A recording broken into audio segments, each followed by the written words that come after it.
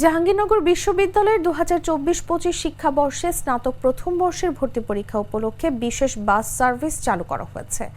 ঢাকা আরিচা মহাসড়কে যানজট এড়াতে প্রতি ঘন্টায় ঢাকার আসাদ গেট থেকে বিশ্ববিদ্যালয়ের 20 মাইল গেট পর্যন্ত এই সেবা দেওয়া হচ্ছে।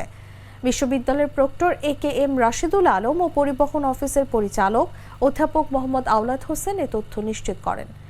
জানা যায় আজ সকাল থেকে বাস সার্ভিস শুরু হয়েছে। ভর্তি পরীক্ষার শেষ পর্যন্ত এই সেবা চলবে। বিশ্ববিদ্যালয়ের প্রশাসন বিআরটিসি কর্তৃপক্ষের সঙ্গে করে এই সার্ভিসের ব্যবস্থা করেছে।